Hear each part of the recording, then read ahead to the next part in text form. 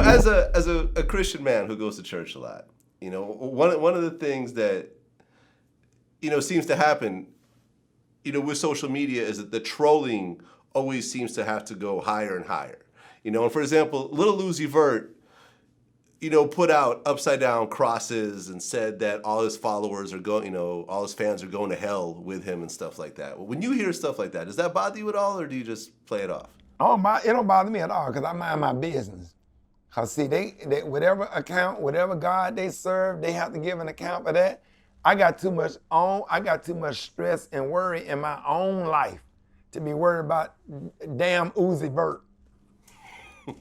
I'm not gonna sit up here and worry about whatever Uzi Vert do. That's between him and the God that he serves.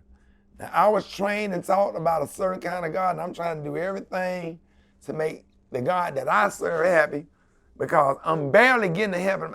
I know I'm not going to hell, but I know I'm not going to heaven either. I know at least the first 1,000 years I'm gonna have to pick up paper in heaven. But the first 1,000 years, like a work release. Like you're a good dude, but you ain't right. So you ain't bad enough to go to hell, but you ain't gonna start off in heaven. You have to do some heaven community service. So they might have me working the ticket booth, some shit, something like that. Okay. I mean, are you a hip hop fan in general? I am. I'm telling you something, bro. I love hip hop. I love Jay-Z. I love Aiko. What's her name? Janae Aiko. Janae Aiko. Okay. I am a huge fan. My girl that sang Booed Up, Ella Mai. Ella Mai, yeah. Huge fan of hip hop. I love, oh my God.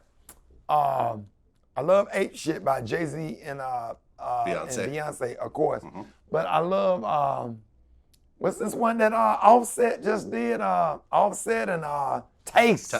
Taste is my favorite song right now. Okay. Yeah, I love DJ Khaled. I love hip hop. And I'm so glad that I'm doing hip hop radio, because I have really embraced the music and everything positive about the culture.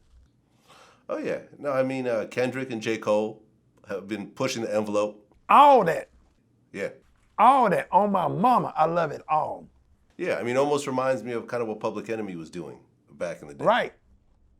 Oh, Kendrick Lamar music is crazy. Yeah. Nicki Minaj's new album is hitting.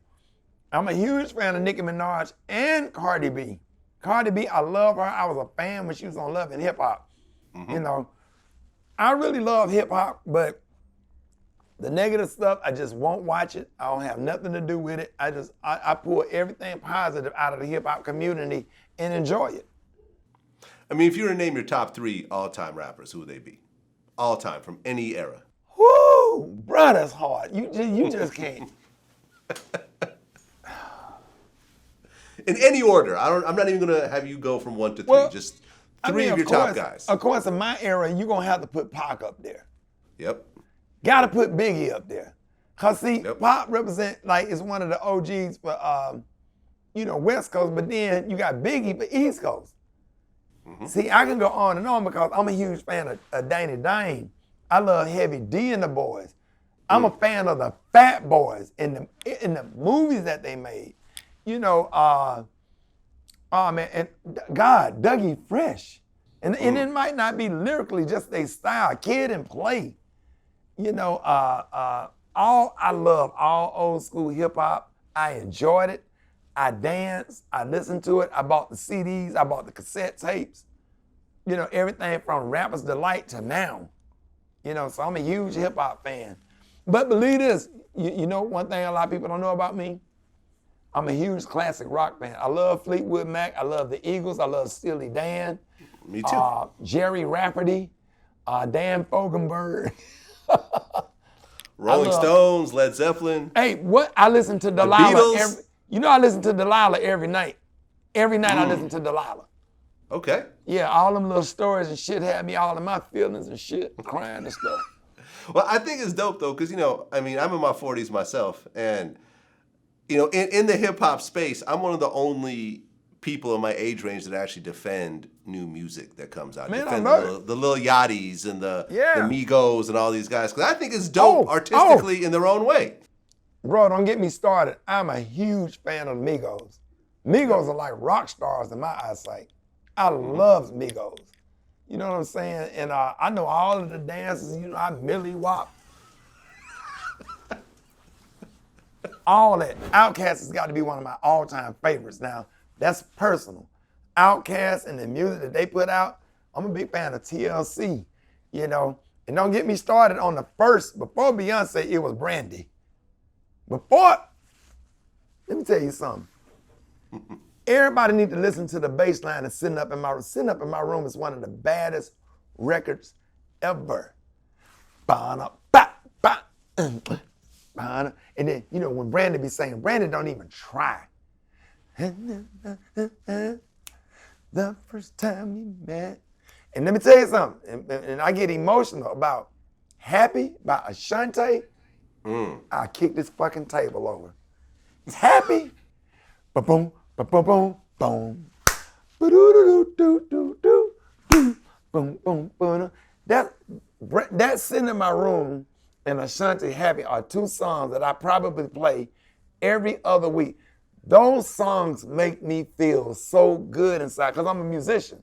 I play piano, I play organ, baritone, French horn, tuba, trumpet, and those two songs are so beautiful.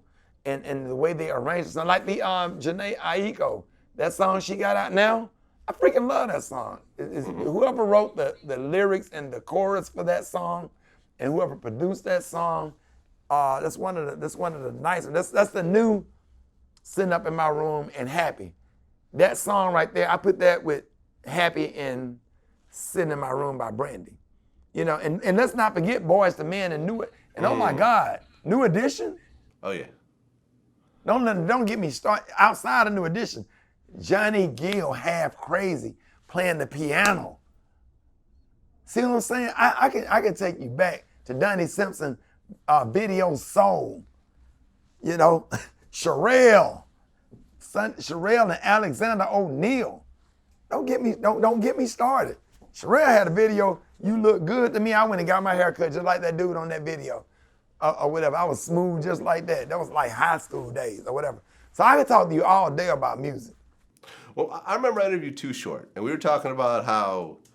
You said Too Short? Too Short, right. Boy, don't get me started, man. You gonna make me kick this laptop over because I get amped up when I start talking about music. Right. No, me and Too Short, we go way back. We've done a ton of interviews. And we talked about how... one of the first people I opened for? I opened up for D-Nice, Too Short, Ice Cube, and the Lynch Mob. Wow. The Ghetto Boys. I opened up for them at the BJCC and got booed off the stage. I went up on stage with a white comedy club route. That was my first black audience. So I went up on stage with a damn suit on at a rap concert, didn't know any better, trying to tell these knock-knock jokes, and the audience was not having it. And when I came off stage, Ice Cube and them was laughing their ass off. I was so embarrassed. Just want to throw that in there for you. Okay. You know, we talked about how when you look at like the new rap, like the mumble rap and so forth, you have sort of the older artists hating on it. A lot of older cats, we all know the story. All the older cats is going, that new shit whack.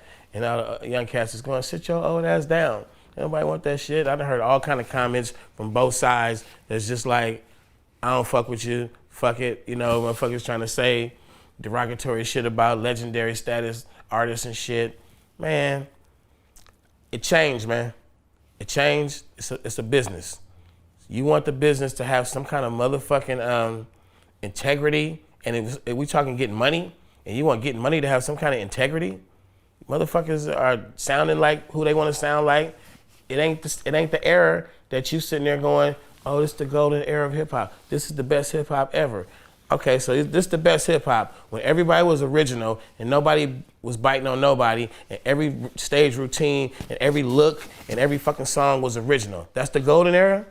Or is it the golden era where a motherfucker can make some bullshit, like just go out there and like just have a little chant, mumbling shit, and motherfucking make hella money? What's golden?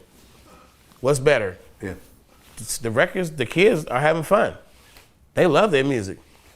You know what I'm saying? And that's what it is. And it's a lot of young kids that like the OG shit. It's a lot of OGs like the new shit, like me. But where's the box, man? There ain't one. There ain't one. Can't fuck with hip hop. You need to fucking realize that The second you say, oh man, that new hip hop is some bullshit, you gotta fucking realize that when you came home with your favorite hip hop when you was young, Your parents all said the older people thing. in your house was like, that's some bullshit. It's the same fucking shit. Yeah. So I'm just saying, man, you know, don't be a fucking hater, man. If this little young homie is getting money and it's December the 15th and them motherfuckers is at the mall buying presents for their little babies and little cousins and mamas, that's what this shit is about. Well, you know, you got a thing now with comedians. Like some of the comedians that actually perform in comedy clubs and pay their dues, they don't really care for the internet comedian that got famous over the internet. Right. And you have the same kind of beat, but I just embrace it all or whatever, because whatever people do to make them successful, everybody don't have to come. It's just like the frat. I'm an Omega. I'm a member of Omega Psi Phi Fraternity Incorporated. Me, Steve Harvey, Tom Joyner, Shaquille O'Neal, Michael Jordan, Langston Hughes, you know, I can go back, you know, we're all Omegas. We're all a part of the same organization. Well, you got some Qs that feel like you're not a real Q unless you've been validated by them as if it's their organization.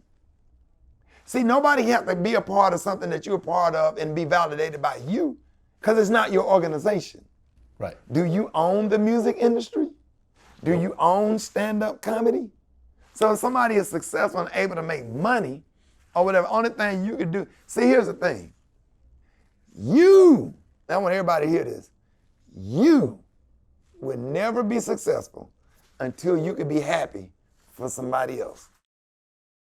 You will not have continuous success unless you learn how to be happy for somebody else. Because everybody get money, but they don't have to get money just the way you got your money. Because the getting money situation has evolved into another way of getting money.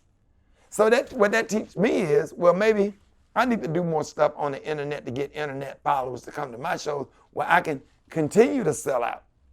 Or sell out like them. I'll look at them and see how they do stuff. Maybe I can apply it to and mix it with the way I got it done and come up with some more creative ways to continue my success. Does that make sense?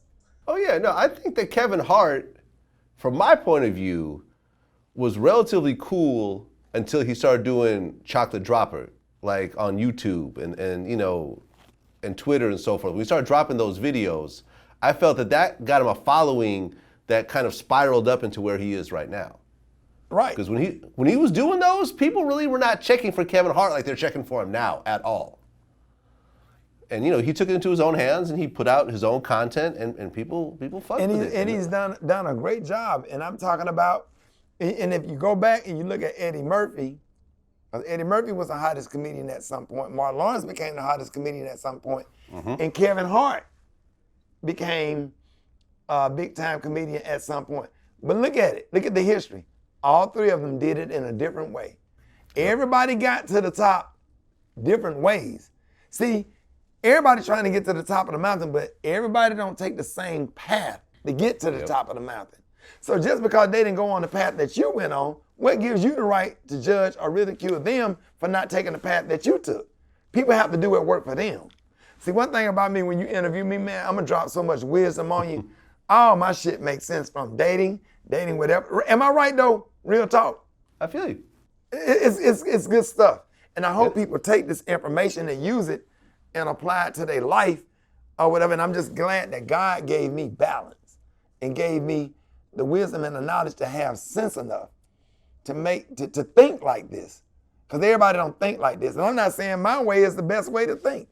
I understand. But if you stay in your lane, mind your own business, be happy for other folks, be seen and not heard, I promise you, you'll have more success.